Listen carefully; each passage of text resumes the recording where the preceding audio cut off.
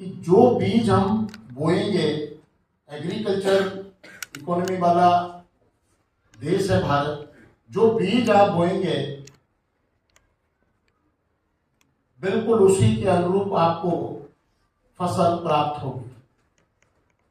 आप जैसा बोएंगे बिल्कुल आपको वैसा मिलेगा। इसलिए एक एक मिनट का, एक एक दिन इसका बेटे यूज बहुत सोच समझ करके करना है। लाइफ मैं समझता हूं कि बहुत इजी गोइंग, बड़ी सरल हो जाती है अगर राइट टाइम राइट डिसीजन लिया जाए। मैं ये बात बेटे इसलिए बोल रहा हूं कि बहुत सारे स्टूडेंट्स हैं मेरे, बहुत सारे स्टूडेंट्स। अभी आप doctor Aarti Singh, deputy commissioner commercial tax Gwalior, MBBS है, और एमबीबीएस करने के बाद मेरे पास आई थी सिविल सर्विसेज की तैयारी के लिए, और फर्स्ट अटेम्प्ट में उनका सिलेक्शन हुआ और वो कमर्शियल जो डिप्टी कमिश्नर कमर्शियल टैक्स बनी। ऐसे बहुत सारे स्टूडेंट्स हैं जो आईआईटी करने के बाद आए, बहुत सारे बच्चे आज बीई करने के बाद आ रहे। मैं देख रहा हूं इंजीनियरिंग बैकग्राउंड का बहुत ज्यादा बच्चा यूपीएससी में आज रिजल्ट दे रहा है। आप लोगों ने अगर 2-3 दिन पहले न्यूज़पेपर अगर आपने देखा होगा तो उसमें एक आर्टिकल आया था कि यूपीएससी में सबसे ज्यादा स्टूडेंट्स जो है इंजीनियरिंग बैकग्राउंड के हैं। मेरा ये मानना रहता है कि जब अगर रास्ता सीधा है तो घूम करके क्यों जाए, मनी एंड टाइम वेस्ट क्यों करें। या तो आपको इंजीनियर बनना है तो मैंने अभी आपको बताया कि बेटे अगर इंजीनियर बनना है तो वो भी एक बहुत अच्छे फील्ड है, क्योंकि मुझे अभी इस इंडिया में जहां लाखों पर ईयर इंजीनियर्स बनते हैं, लेकिन ई धरन जैसा अभी मुझे कोई इंजीनियर यहां नहीं मिला। मेट्रोमैन श्रीधरन इंजीनियर, श्रीधरन जैसा कोई भी एक इंजीनियर मुझे दूसरा नहीं मिला। अगर आप मेडिकल फील्ड में जाते तो मैंने भी आपको बताया कि बहुत अच्छे डॉक्टर्स की हमको बहुत नीड है, लेकिन अगर हम आईआईटी के लिए जाते हैं, हम अगर बेटे मेडिकल फील्ड में जाते तो फिर लौट करके हम अगर सिविल सर्विसेज में आते हैं, आगे जाकर के हम अपने गोल को चेंज करते हैं कि नहीं मैं गलत आ गया, मुझे इधर नहीं, मुझे तो इधर जाना चाहिए। तो बेटे फिर उसमें क्या है, टाइम भी आपका वेस्ट होता है, मनी भी वेस्ट होती है, और लौट करके आप आते। तो बहुत सारे स्टूडेंट्स ऐसे आते हैं। फिर उनको मैं एक ही बात कहता हूं कि बेटे आप इसमें आज 25-26 के बाद आप आ रहे हैं और अपने प्रिपरेशन स्टार्ट कर रहे हैं, ऐसा क्यों? तो उनका एक ही कहना होता है मुझसे कि सर हमको सही गाइडेंस नहीं मिला, हमको कभी किसी ने बताया ही नहीं कि आफ्टर 12th क्या क्या कर सकते हैं। इसलिए जो फ्रेंड्स ने कहा, गार्जियन ने कहा, हमने वही मान लिया, लेकिन आगे चल करके ऐसा लगा कि नहीं, ये नहीं, मुझे तो आईएएस बनना है, मुझे आईपीएस बनना है, मुझे बैंक ऑफिसर बनना है, बैंक पीओ बनना है। ये बाद में जब चीज पता चली तो सर फिर अब यहां से तो फर्स्ट ईयर के बाद कई सारे बच्चों से मैं कहता हूं सर वो फर्स्ट ईयर के बाद ही हमारा तो एम बिल्कुल चेंज ही हो गया, और फर्स्ट ईयर के बाद ही हमने डिसाइड कर लिया कि ये नहीं, अब हमको ये करना है। तो बेटे फिर मुझे कहीं ऐसा लगता है कि हो सकता है कि हम जितने भी टीचर्स हैं वो कहीं ना कहीं बच्चों को एक एकेडमिक तो पूरा एजुकेशन दे रहे हैं, पर हम उन बच्चों को उनके फ्यूचर में, उनके लाइफ में जो भी वो अपना गोल्स सेट करना चाह रहे हैं उसमें हम कोई भी पार्टिसिपेशन नहीं कर रहे। जबकि होना ये चाहिए कि जैसे आज मुझे इस बात की बड़ी खुशी है, मैंने आपसे कहा बड़ा सौभाग्यशाली हूं कि मैम ने जो है वह और टीचर्स ने मुझको यहाँ पर इनवाइट किया, आप जैसे बच्चों से मिलने का मौका मिला। मेरा ऐसा मानना है कि बेटे इसी तरीके से 12th के बाद और 10th के बाद क्या करना चाहिए, क्या नहीं करना चाहिए, ये बेटे यहां से अगर हम डिसाइड कर लें तो ये जितना टाइम और मनी जो वेस्ट होता है बेटा वो नहीं होगा। बहुत सारे बच्चे ऐसे हैं कंप्रोमाइज करना पड़ता है, बहुत इंटेलिजेंट बच्चे हैं, कंप्रोमाइज करना पड़ता है, लगभग 30 एज हो गई और मैं देख रहा हूं बड़े ब्रिलियंट बच्चे हैं और उसके बाद फिर उनके पास कोई ऑप्शन नहीं रहता। इसलिए ये जो आपका बेटे टाइम है ना, ये इस समय आपको अपना एकेडमिक बहुत अच्छा करके 12th बहुत अच्छा करना है, परसेंटेज बहुत अच्छा लेकर आना है। और मुझे इस बात की बड़ी खुशी है कि आप लोग टॉपर्स हैं और टॉपर्स की परंपरा है इस स्कूल की, ऐसा मुझे मैम ने बताया, तो ये बड़ी खुशी की बात है। तो मैं बेटे यहाँ पर आपसे ये कहना चाहता हूं कि 12th के बाद की आगे आपकी प्लानिंग क्या है। अगर आप सिविल सर्विसेज करना चाहते हैं, कोई भी स्टूडेंट्स अगर यूपीएससी फाइट करना चाहता है, अगर स्टेट पीएससी करना चाहता है, आईएएस बनना चाहता है, आईपीएस बनना चाहता है, अगर वो अलाइड सर्विसेज में जाना चाहता है या स्टेट पीएससी में डिप्टी कलेक्टर, डीवाईएसपी या तहसीलदार या अदर पोस्ट पर अगर जाना चाहता है, तो बेटे वो 12th के बाद से इसकी प्रिपरेशन उसको स्टार्ट करना चाहिए। और उसके लिए कोई जरूरी नहीं है कि बैकग्राउंड आप, जैसे मैं कई सारे बच्चों से आज बात करता हूं तो स्टूडेंट्स मुझसे कहते हैं सर एक सेफ हैंड लेकर के चलते हैं। देखिए सेफ हैंड क्या है, कई सारे स्टूडेंट कहते हैं सर एक सेफ हैंड लेकर के चलते हैं कि अगर बाई चांस नहीं हुआ तो कम से कम अगर इंजीनियर है तो यहाँ तो जॉब हो ही जाएगी, या एमबीए कर लेते तो कहीं जॉब मिले। मैं कहता हूं कि ये जो अभी आप श्वास ले रहे हैं ये दोबारा आएगी, इसके बारे में आप कंफर्म हैं क्या? कितने लोग कंफर्म है कि नहीं कल जैसा आज है वैसे ही रहेगा? मैं कहता हूं बिल्कुल। जब लाइफ ही बेटे आपकी रिस्क है तो फिर जीवन में रिस्क लेने से फिर डरने की कोई बात ही नहीं, क्योंकि सभी जानते हैं कि हाई रिस्क हाई गेन और नो रिस्क नो गेन। तो अगर रिस्क अगर आप लेंगे तो लाइफ में हमेशा आगे बढ़ेगा।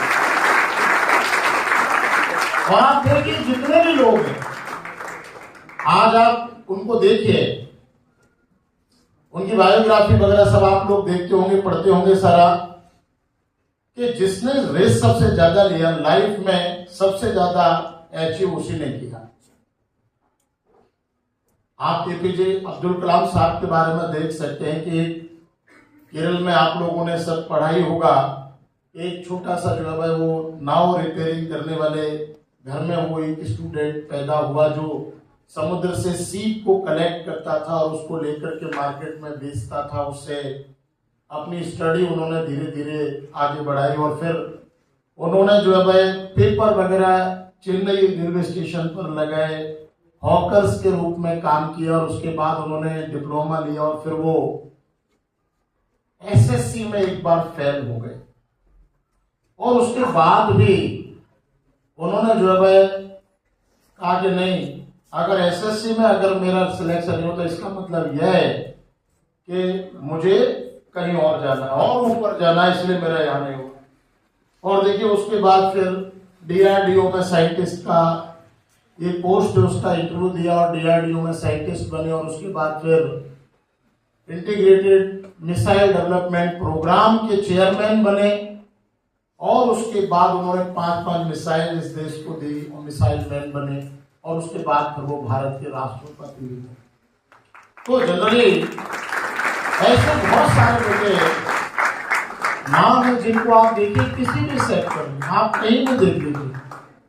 तो मैं बेटे इसलिए कहता हूं कि रिस्क जो है उससे कभी भी डरना ही नहीं। अपन सेफ हैंड वाली बात करें ना, आप तो मुझे पता है कि जो स्टूडेंट है ना उसमें इतनी स्ट्रेंथ होती है कि वो जो चाहे वो प्राप्त कर सकता है।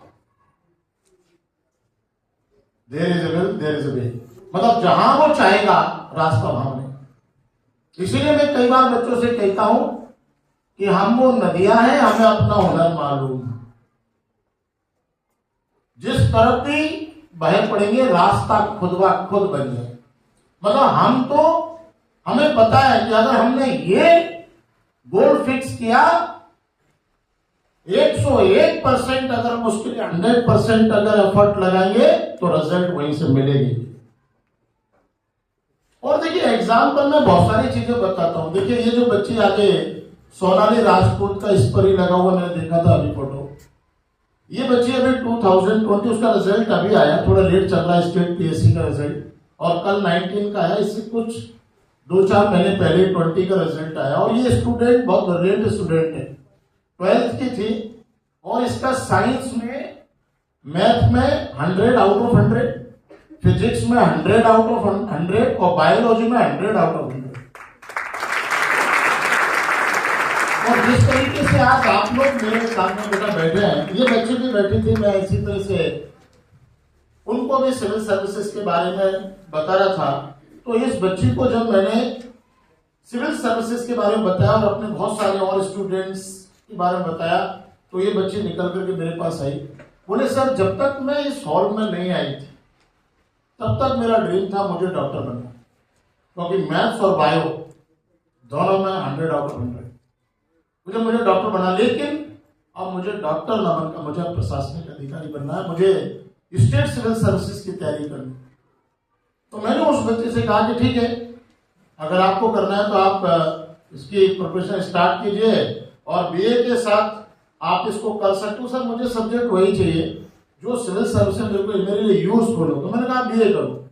इस बच्चे ने देखिए बीए किया और 3 साल में इसने फर्स्ट ईयर में पूरा फाउंडेशन कंप्लीट किया, सेकंड ईयर में मेंस कंप्लीट किया, फाइनल ईयर में उसका आंसर राइटिंग प्रैक्टिस बहुत अच्छी की, और उसके बाद 21 इधर एज हुई, फर्स्ट अटेम्प्ट में 12th रैंक डिप्टी कलेक्टर। अभी 21 ईयर ये हाइट है बच्चे की, आप देख रहे होंगे। और वो बच्ची, वो स्टूडेंट जो है भाई मेरी, वो बच्ची आज डिप्टी कलेक्टर अभी उसको जो है उसका अपॉइंटमेंट होने वाला है, अभी एसडीएम बन करके वो जाएगी। तो वो मेरे से सर बैठे हुए हैं, तो वो कहती है सर कैसे करेंगे, इतनी बड़ी पोस्ट है, कैसे होगा। मैंने कहा बेटा होगा, सब होगा, अभी आप चिंता मत कर। आपको लग रहा है जब आप वहां जाएंगे, ज्वाइन करेंगी, तो आपको सारी चीजें हो जाएंगी, आप अच्छा फील करेंगे। तो बेटे क्या होता है कि ऐसे बच्चे, ये लड़का जो आप देख रहे हैं यूपीएससी में सिलेक्ट है, आईआरएस बना है, और ये बच्चा जो गुना का है, और ये गुना का बच्चा 2020 में अभी पीएससी में भी सिलेक्ट हुआ, और इसके साथ साथ यूपीएससी में भी सिलेक्ट हुआ, और इंडियन रेवेन्यू सर्विसेज अभी जो इनकम टैक्स कमिश्नर बनेगा ये, और ये आईएएस सिलेक्ट हुआ अभी 2022।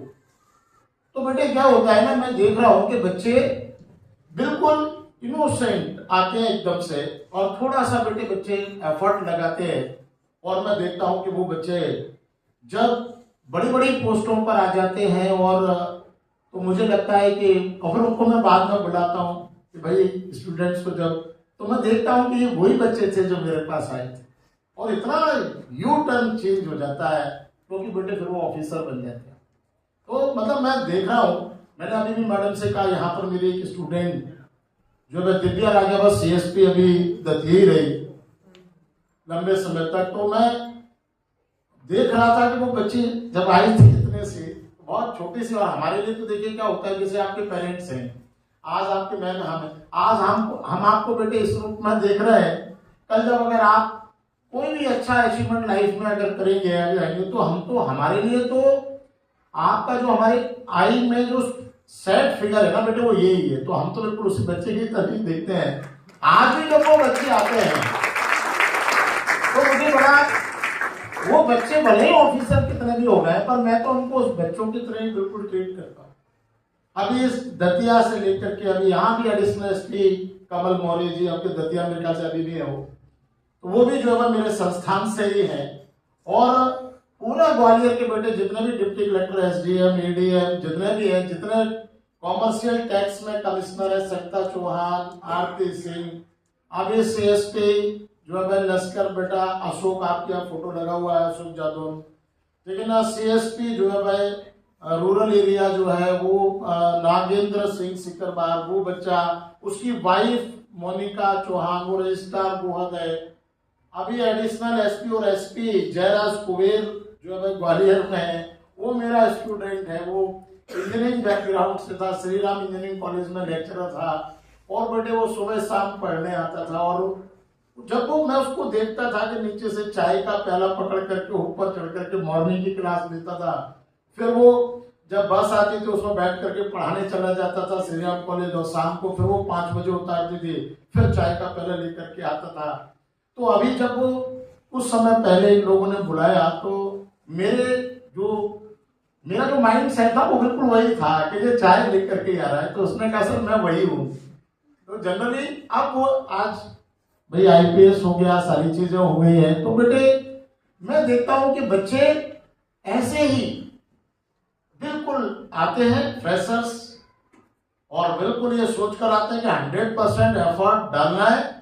और मैं देखता हूं बेटे कि वो अपना एक टारगेट, उन्होंने गोल अपना फिक्स किया और लग गए, और उसके बाद सीधे जो है रिजल्ट।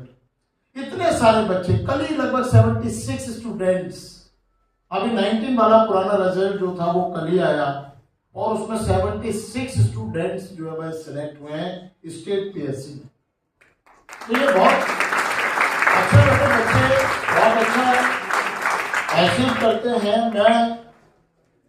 मेरे को बड़ी खुशी होती है इस बात की कि उन बच्चों के आज ये जो जर्नी है उनकी लाइफ की, उसमें थोड़ा बहुत कहीं जो है योगदान हमारा भी है। तो जनरली बेटे बच्चे, मैं एक बात आपसे कहता हूं कि आप अभी से 12th के बाद से डिसाइड करें। बहुत सारे बच्चे आपके दतिया से, bank PO Nisha Sharma, bank manager senior SBI, इतने सारे बच्चे बेटे आज इतने बड़े बड़े पोस्टों पर हैं, तो मुझे बड़ा डर भी होता है। जैसे अगर आप में से कुछ बच्चे सिलेक्ट होंगे और कभी आप बोलेंगे सर हमने आपको पहचाने, एक बार आप हमारे स्कूल में आए, तो बड़ा बड़ा गर्व होता है कि हमारे बच्चे हैं सारे। तो मैं समझता हूँ कि बेटा जीवन जो है वो अगर आपको मिला है तो कुछ बहुत बेहतर करो। और देखिए हमारे समय हमको बताने वाला कोई नहीं था। मैं आपको एक चीज और भी बताता हूँ, मैं जब था तो बेटे हमारे को बताने वाला कोई नहीं था। मैं 12th के बाद से सोचता था कि मुझे तो UPSC देना, पर UPSC का कोई नहीं मिलता था। और मेरे फादर जो थे वो एक प्राइवेट स्कूल में टीचर, तो आप समझ सकते हैं अर्निंग तो ज्यादा थी नहीं। तो मैं बेटे 8th क्लास में ट्यूशन करता था। और आपको बेटे एक चीज बता, मैं 8th क्लास में 8th क्लास वालों को पढ़ाता था, 9th में 8, 9, 10th में 8, 9, 10। फिर मैंने बेटे PET पढ़ा, उसमें प्री इंजीनियरिंग टेस्ट होता था, जो आज आपके यहाँ जो है JEE वगैरह इसका एंट्रेंस एग्जाम होता है, वो समय प्री इंजीनियरिंग टेस्ट होता था। तो मैंने काफी बच्चों को पढ़ाया। मैथमेटिक्स से MSc हूँ, gold medallist, plus master of public administration. फिर बेटे मैंने तैयारी शुरू की सिविल सर्विसेज की, तो मुझे कोई भी नहीं मिला जहां तक मेरी अप्रोच थी ग्वालियर में। फिर एक मेरे को व्यक्ति मिले, उन्होंने मुझसे कहा कि भाई मैं तो स्टेट दे रहा हूं, अगर आपको UPSC देना है तो एक बड़ी किताब आती है, यूनिक एनसाइक्लोपीडिया है, उसको आप अच्छे से रीड कर लो तो आपका सिलेक्शन है। मैंने उसको पूरा बिल्कुल टिप ऑफ टंग, इतना मोटे आज भी काफी, और उसको पूरा कर लिया और बेटा मेरा प्री निकल गया। पर मुझे ये नहीं पता था कि प्री के बाद फिर मेंस कैसे कर। तो मेरा अटेम्प्ट जो है खराब हो गया। 3 अटेम्प्ट उस समय हुआ करते थे, और मैथमेटिक्स मेरा सब्जेक्ट था ऑप्शनल, और दूसरा पब्लिक एडमिनिस्ट्रेशन था। और बेटे उस समय मैंने फिर नेक्स्ट दिया, तो मेरे पास 2 अटेम्प्ट लास्ट में बचे, एक में प्री निकला पर मेंस मुझे पता नहीं था। फिर दूसरी बार मैं फिर गया, पर मेरे पास इतने पैसे नहीं थे कि मैं एक अच्छी कोचिंग जो है मैं ले सकूं। तो बेटे फिर मैंने सेल्फ से ही किया, और साथ ही जो और मेरे फ्रेंड्स थे उनसे थोड़ा थोड़ा सीख करके भाई कैसे करते हैं क्या करते हैं। और फिर मैंने UPSC का इंटरव्यू दिया, और इंटरव्यू के बाद जब मुझे लगा कि आज मैं बिल्कुल पीक पर हूँ, तो उस समय मेरे पास अटेम्प्ट नहीं था।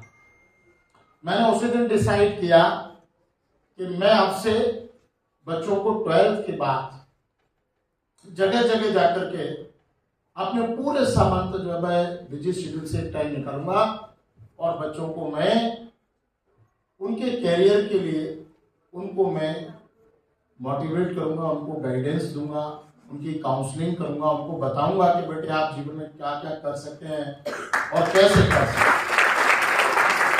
तो बेटे तब से ये जो जर्नी है ना, 25-26 साल हो गए मुझे, तब से बेटे जर्नी है। फिर मुझे लगा, कई स्टूडेंट्स ने मुझसे ये भी कहा कि सर स्कूलिंग तो बहुत अच्छी होती है हमारे बेटे, एक क्षेत्र में एक सबसे बड़ी बात यह कि स्कूलिंग बहुत अच्छी है। अब जो बच्चे अगर आईआईटी में निकल जाते हैं या अगर उन्होंने अपना कोई भी जो है भाई गोल सेट किया, बात अलग है, पर जो बच्चा अगर सिविल सर्विस करना चाहता है और वो अगर साइंस या आर्ट साइड में आना चाहता है, तो मुझे ऐसा लगा कि कोई भी ऐसा कॉलेज नहीं है जहाँ रेगुलर पढ़ाई होती है।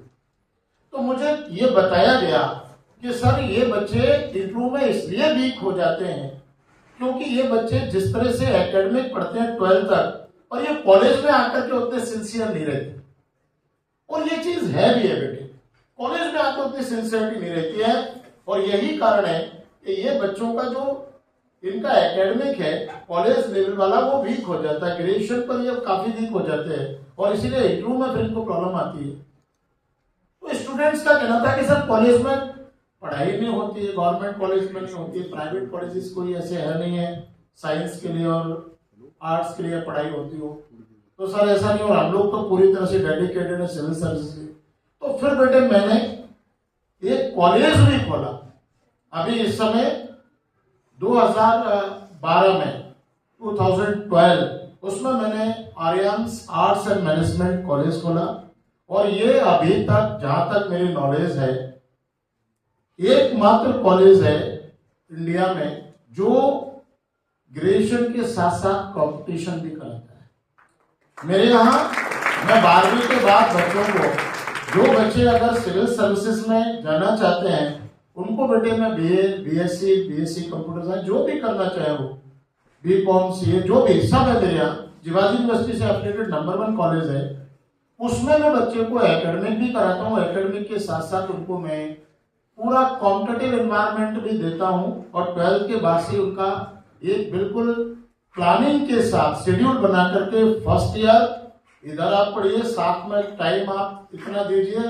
और आप अपना फाउंडेशन क्लियर कीजिए, फिर इसके बाद सेकेंड ईयर में इधर दीजिए, दूसरा अपना मेंस के लिए बहुत अच्छे से प्रिपरेशन पूरा कराते हैं उनका, फिर फाइनल ईयर में इधर भी बच्चे को एकेडमिक भी पढ़ा रहे हैं, साथ में उसको आंसर राइटिंग प्रैक्टिस और उसको पूरा रिवाइज मेंस के लिए, और पूरा परफेक्शन लेकर के उस बच्चे में आते हैं ताकि वो एकदम बिल्कुल तैयार हो जाए, और इधर उसका graduation complete 21 year, then first attempt और देन रिजल्ट।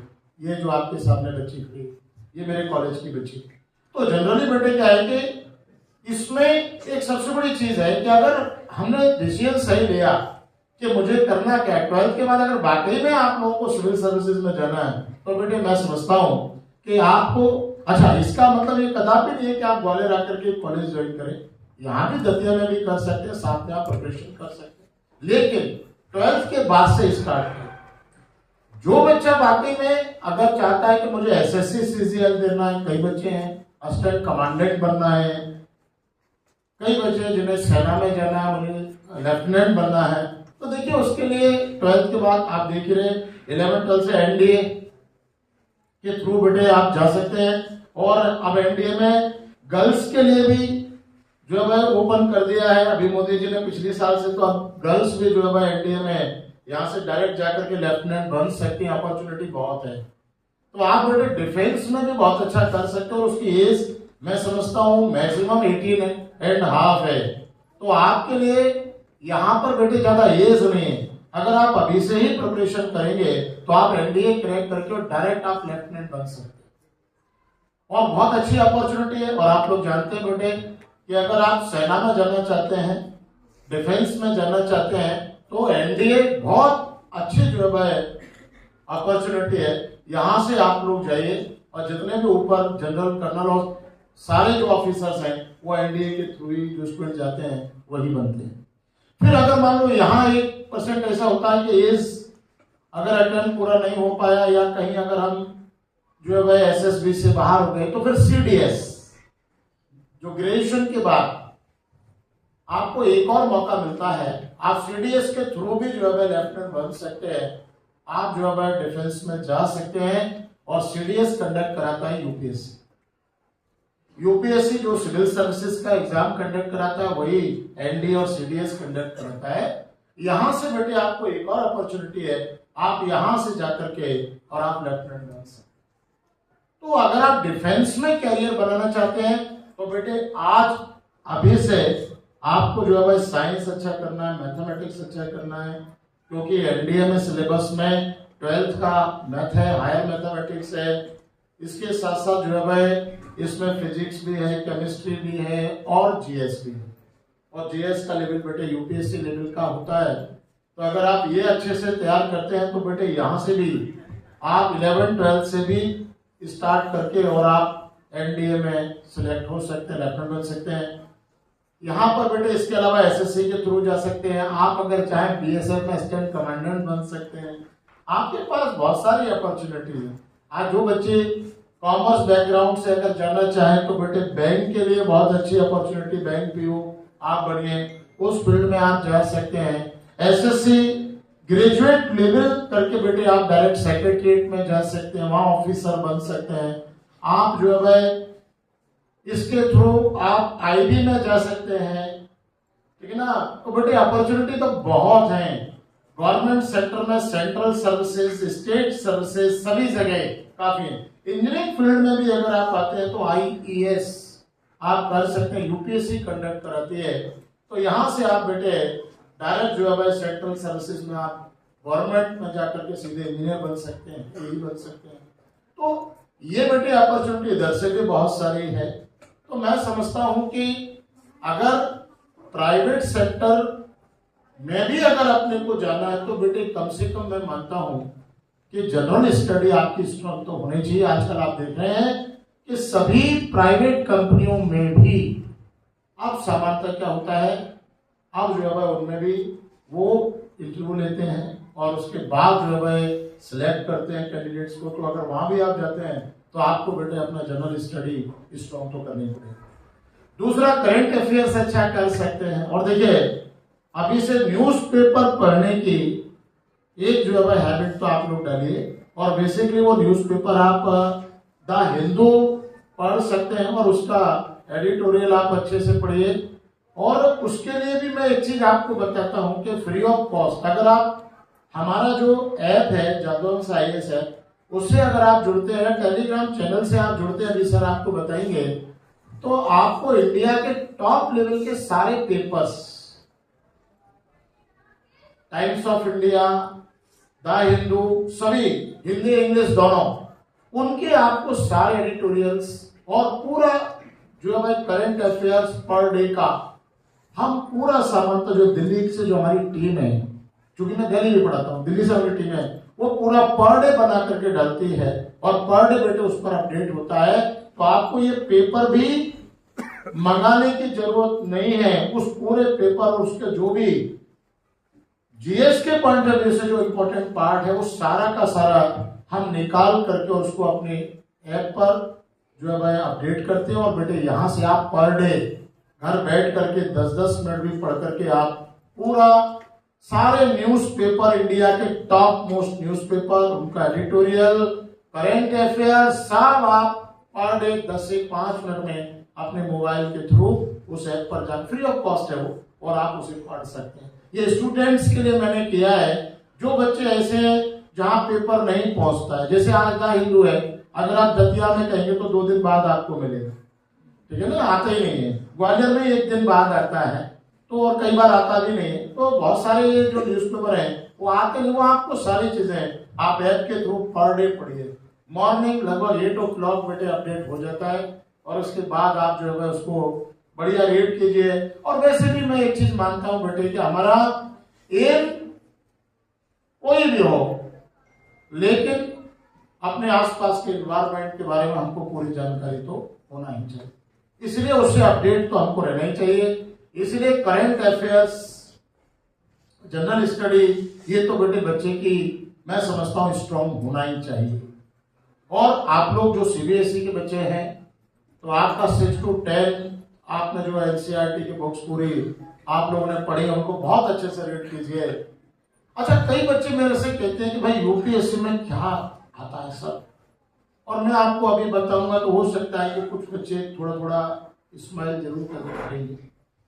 ये 6 to 10 ही आता है।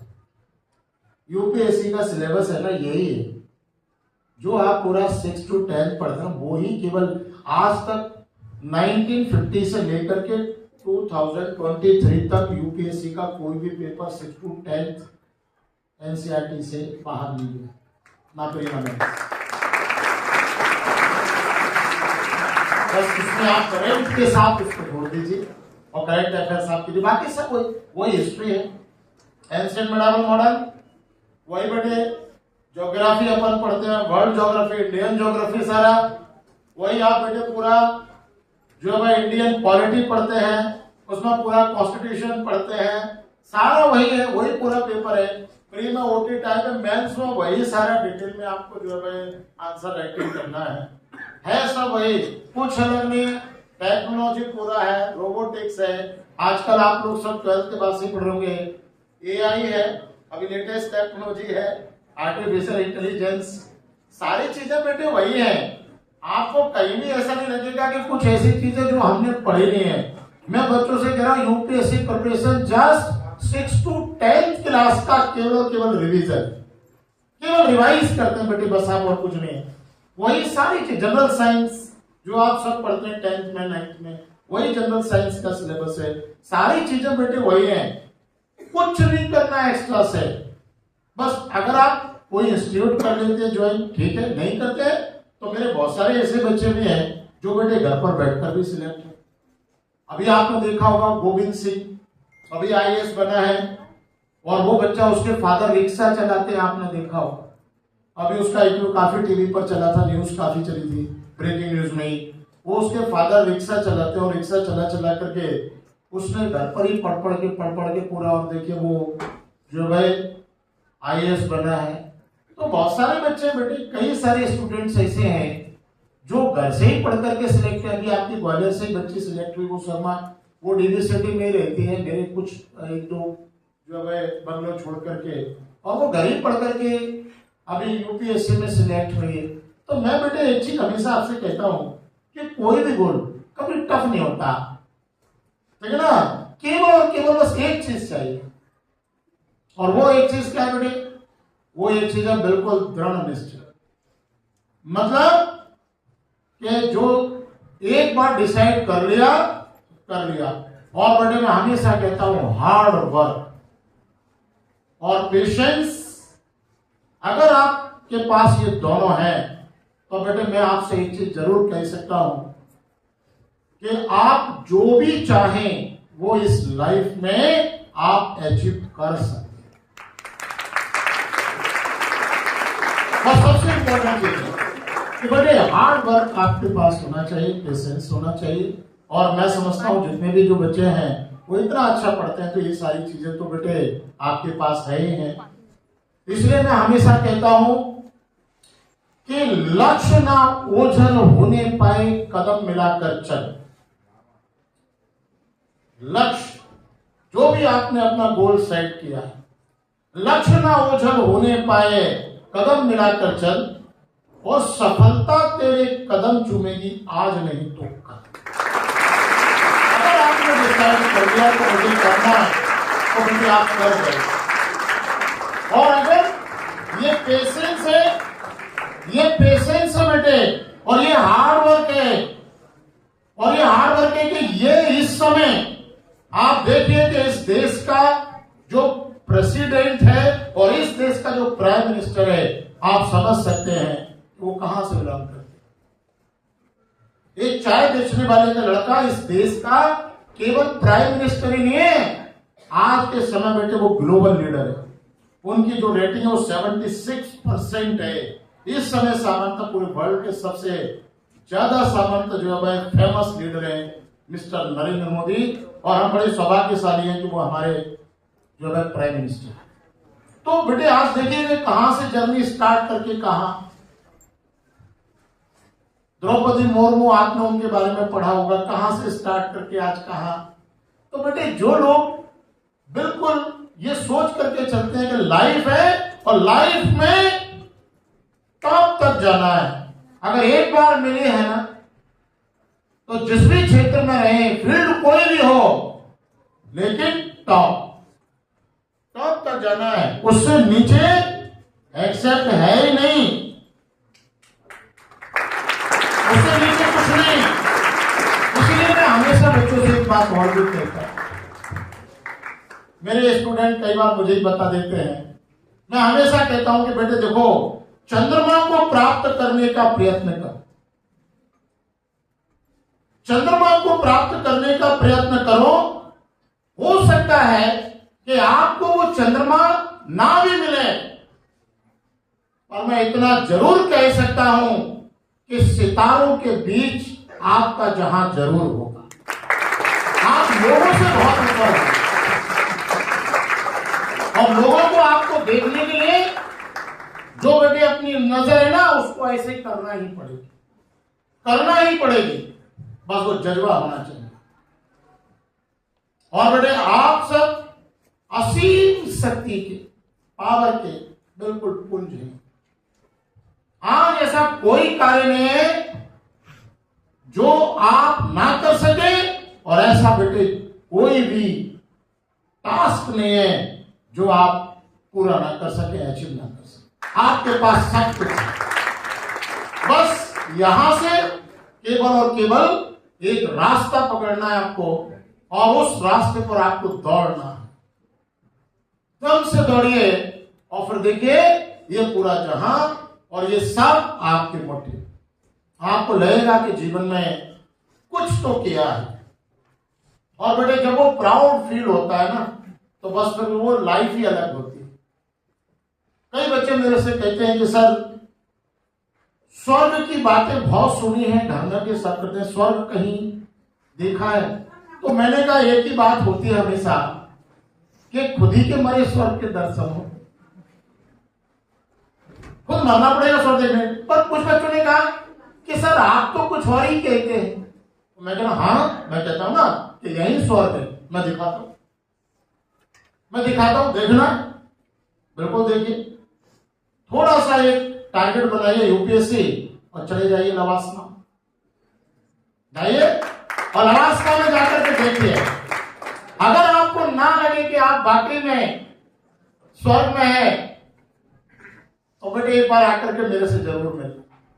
आप आकर के मेरे को थैंक यू बोलेंगे, सर आपने दर्शन करा दिया, यही स्वर्ग। आप जाइए नरोना एडमिनिस्ट्रेटिव एकेडमी भोपाल, आपको जाकर के लगेगा कि वाकई में अगर कहीं स्वर्ग है तो यह है। तो बेटे मैं हमेशा बच्चों से कहता हूं, मेरे स्टूडेंट्स आकर के बताते हैं। अभी मेरा एक स्टूडेंट्स है श्रीवास्तव, वो अभी इस समय कलेक्टर है चेन्नई, वो IRTS रहा, यूपीएससी, फिर IRS, और उसके बाद फिर देखिए फिर लगातार मेहनत, और फिर IAS। तो बेटे जनरली क्या होता है ना, ये बच्चे आकर के बहुत सारी जगह मैं भी जाता हूँ, बुलाते हैं स्टूडेंट्स, तो मैं भी जाता हूँ सभी जगह, लवासना में भी जाता हूँ, नरोना में भी जाता हूँ। तो बेटे मैं वहां जाकर के देखता हूँ कि लाइफ ये है। तो इसलिए मैं बच्चों से कहता हूं कि बेटे अगर स्वर्ग वाकई में आपको देखना है कि कहाँ है, तो आप वहां जाइए, एक बार होकर आइए। और फिर अगर लाइफ आपकी चेंज ना हो जाए, तो फिर आप बेटे आकर के मुझसे कहिएगा। लाइफ में केवल एक डिसीजन, मैं हमेशा कहता हूं, right time right decision equal to success. सही समय पर बेटे अगर एक सही निर्णय लिया जाए, तो मैं समझता हूं बेटे जो भी आप अपने जीवन में प्राप्त करना चाहते हैं उसको बड़े आराम से कर सकते हैं। अब बहुत सारे ऐसे स्टूडेंट्स जो सिविल सर्विसेज में जाना चाहते हैं, ऐसे कितने स्टूडेंट्स हैं जिनका कभी बनाया कि गवर्नमेंट सेक्टर में जाना है? कोई है ऐसा? आप है, वेरी गुड। गर्ल्स, अभी आपने देखा हो लगातार पिछले 5-6 साल से बेटे यूपीएससी में गर्ल्स सीट जो अंडर 10 में सबसे ज्यादा रिजल्ट दे रही है, और अभी भी गर्ल्स जो कल रिजल्ट आया उसमें स्टेट पीएससी में गर्ल्स सबसे ज्यादा, 18 में भी गर्ल्स सबसे ज्यादा, 20 में भी गर्ल्स सबसे ज्यादा। और मैं एक चीज और आपको बता दूं कि मेरे इंस्टीट्यूट में अभी लगभग 10 साल से बेटे जितने भी रिजल्ट आते हैं उनमें सबसे ज्यादा जो है सिलेक्शन गर्ल्स की। टॉपर जनरल टाइम में बच्चियां मिल जाती हैं। तो जनरली बहुत अच्छी बात है बेटे, ये सिविल सर्विसेज के लिए प्रिपरेशन करना चाहते बहुत बड़े। कितने बच्चे हैं जो डिफेंस के लिए, जिन्होंने अपने गोल सेट किया है कि उन्हें डिफेंस लेफ्टिनेंट बनना है? कितने लोग हैं जो जाना चाहते हैं डिफेंस में? डिफेंस में नहीं जाना चाहते? Very good. अच्छा, कितने लोग हैं जो IIT क्रैक करना चाहते हैं? कितने लोग हैं? कितने लोग हैं जो IIM जाना चाहते हैं? IIM वो भी बहुत कम है। तो फिर करना क्या चाहते हो बेटे? अच्छा, नीट करना चाहते हैं। कितने डॉक्टर, कितने लोग बनना चाहते हैं? और तो डॉक्टर में भी बेटे, अच्छा चलो फिर भी ठीक है। अच्छा, बाकी के लोग क्या करना चाहते हैं? देखो डॉक्टर आपने हैंड्स अप किया नहीं है, इंजीनियर के लिए आपने किया नहीं, सिविल सर्विसेज के लिए किया नहीं, क्या करना चाहते हो बेटे? बिजनेसमैन। कितने लोग बिजनेसमैन बनना चाहते हैं? अरे वाह, तो बिजनेसमैन के लिए बेटे आप मैनेजमेंट कीजिए, IIM जाइए पहले और वहां से आप MBA कीजिए और उसके बाद बिजनेस कीजिए ना, तभी तो बेटे बिजनेस में आप बहुत अच्छा अचीव कर पाएंगे। इसलिए मैंने पूछा था ना कि IIM कितने जाना चाहते हैं, तो IIM जाइए, उसके लिए प्रिपरेशन कीजिए। बहुत बढ़िया बेटे, अगर आप एक सक्सेसफुल बिजनेसमैन बनते हैं तो आज देश को बेटे ऐसे टैलेंट की भी जरूरत है। आप देख रहे हैं कि हमारी इकोनॉमी बहुत तेजी से ग्रोथ कर रही है, तो बेटे बहुत अच्छी बात है, ये भी मैं समझता हूँ बढ़िया, बहुत अच्छा है। अच्छा, और कोई किसी का कोई क्वेश्चंस अगर सिविल सर्विसेज अदर के लिए अगर हो तो वो क्वेश्चंस मुझसे कर सकता है, या अभी मैं 10 मिनट फ्री बैठूंगा तो आकर के मेरे से मिल भी सकता है। बाकी बेटे आपको, हाँ बेटे बोलिए।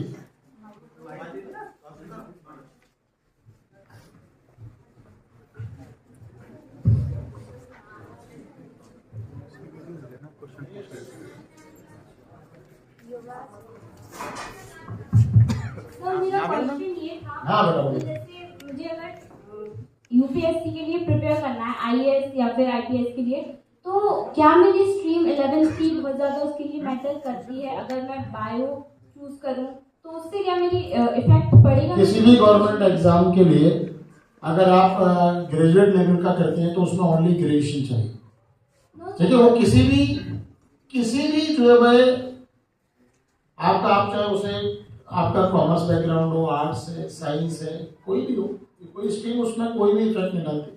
मेरा कंफ्यूजन ये था, जैसे अगर मैं आर्ट्स लेती हूँ तो मेरी प्रिपरेशन को क्या उससे बूस्ट अप? हाँ, मैंने अभी बेटा बताया था ना आपको, जैसे क्या है UPSC का जो सिलेबस है उसमें बेटे आर्ट्स के ही सारे टॉपिक्स हैं, जैसे हिस्ट्री है ना, उसमें इंडियन पॉलिटी है, इको है, ज्योग्राफी है, तो सारी चीज बेटे, अगर आप मान के चलो कि आप आर्ट साइड से ग्रेजुएशन करते हैं तो बेटे आपको बेनिफिट तो मिलेगा ही मिलेगा, क्योंकि जो आप यहाँ पर जो भी सब्जेक्ट चूज करेंगी वो आपको क्या करेगा, एक तो GS में पूरा बेनिफिट देगा, दूसरा क्या ऑप्शनल सब्जेक्ट, अभी एक ऑप्शनल सब्जेक्ट भी है UPSC में जो आपको लेना पड़ेगा, वो आप आर्ट साइड का कोई भी ले सकते हैं। तो अगर आप BA कर रहे हैं, उसमें हिस्ट्री अगर आपने लिया या ज्योग्राफी लिया या फिलोसफी है या जो भी आप लेना चाहें, या लिटरेचर में कोई लेना चाहें, हिंदी लिटरेचर है, इंग्लिश लिटरेचर है, जो भी, तो बेटे वो आप एक ऑप्शनल सब्जेक्ट के रूप में भी आप उसको यहाँ से प्रिपेयर कर सकती हैं, और GS का भी आपका पूरा साथ में प्रिपेयर हो ही जाएगा, क्योंकि बेटे आप जो अगर लगभग 3 सब्जेक्ट इसमें आप लेकर के चलेंगी तो आपका GS का काफी कुछ कवर हो जाता है, तो आपको फायदा तो मिलता ही है, ठीक है ना बेटे, बहुत फायदा मिलता है। और अगर आप नहीं भी करते तो भी प्रॉब्लम नहीं बेटे, है ना, अगर आपको लगता है कि अगर आप किसी अदर जो है साइड से अगर आप ग्रेजुएशन करना चाहें कर सकते हैं, उसके बाद भी उसके साथ भी आप UPSC प्रिपरेशन कर सकते हैं, क्योंकि ये सब वही सब्जेक्ट हैं जो आपने 6 to 10 में पढ़े हुए हैं, इसलिए इनके लिए जरूरी नहीं कि हम इसमें आर्ट साइड में ही जाएं। अगर आर्ट साइड से करते तो बेनिफिट आपको निश्चित मिलेगा, ठीक है ना, अदर फील्ड से भी आप कर सकते हैं, ठीक है ना।